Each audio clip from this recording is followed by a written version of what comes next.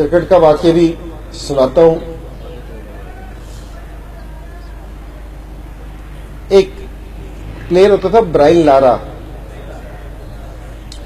اس کو ہم نے کراچی میں ٹیسٹ میچ تھا ہمارا ان سے, تو محمد یوسف نے نا اس کو کھانے پہ بلایا. اس نے کہا کہ اس کو کھانے پہ بلا کے نا اس کو دین کی دعوت دیتے ہیں. تو ایک ہمارے بزرگ ہیں کراچی کے, شیخ ہاشم صاحب, وہ امریکن تھے, تو 30-35 سال پہلے مسلمان ہوئے تھے. امریکہ اور ویسٹ انڈیز قریب ہے. انہوں نے کہا کہ اس کو دعوت دیتے ہیں اس چیز کی.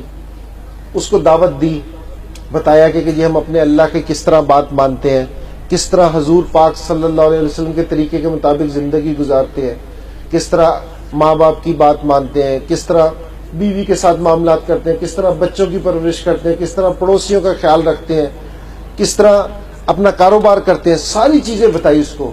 تو برائن لارا یہ سن کے خاموش ہو گیا تھوڑی دیر کے لیے, اور اس کے بعد کہتا ہے کہ ہاں اسی طرح ہی رہنا چاہیے, لائف اسی طرح گزارنی چاہیے.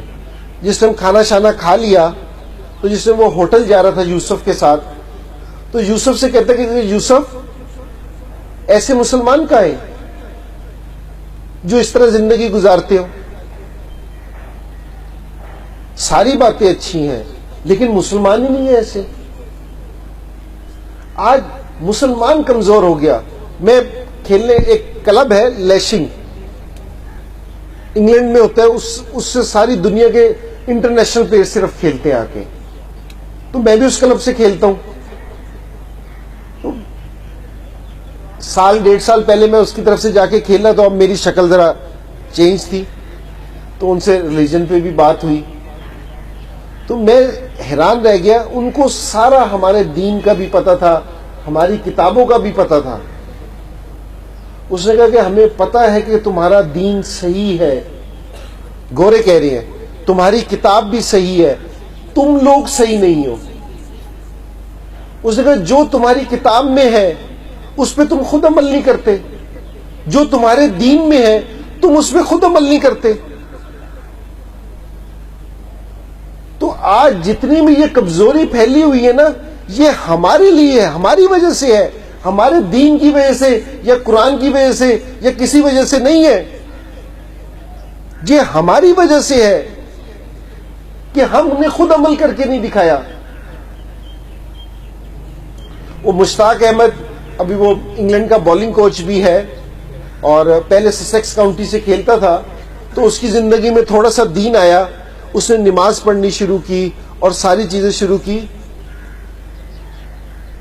تو 7 گورے اس کے ساتھ مسجد میں جانا شروع ہو گئے تھے. انہوں نے بھی قرآن پڑھا, ساری چیزیں پڑھی. جس سے انہوں نے قرآن پڑھا ہمارا دین, تو انہوں نے دیکھا کہ یہ تو ساری چیزیں صحیح ہیں, یہ مسلمان سارے صحیح نہیں ہیں. یہ مسلمان سارا نہ, ان کی زندگی میں کوئی چیز نہیں ہے. تو ہماری اللہ کے رسول کے جو طریقے ہیں نا, جو اللہ کے رسول نے چیزیں ہمیں بتائی ہیں,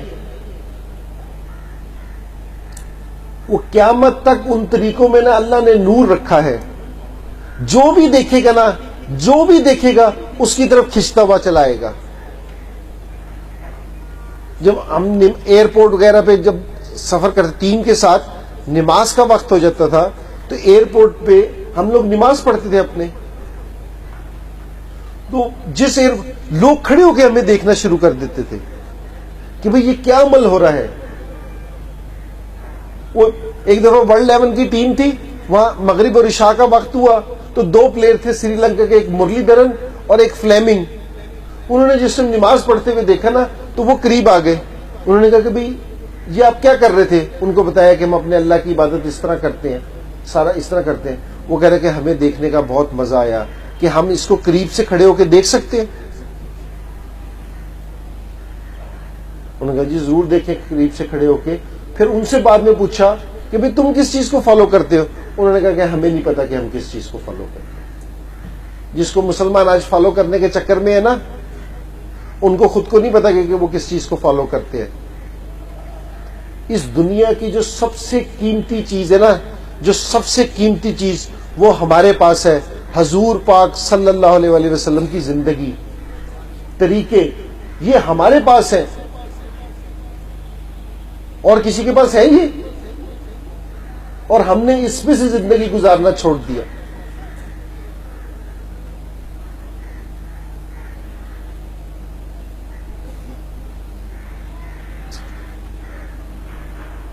بھئی آج یا اللہ ارادہ کرے آج کہ جو ہماری زندگی ہے نا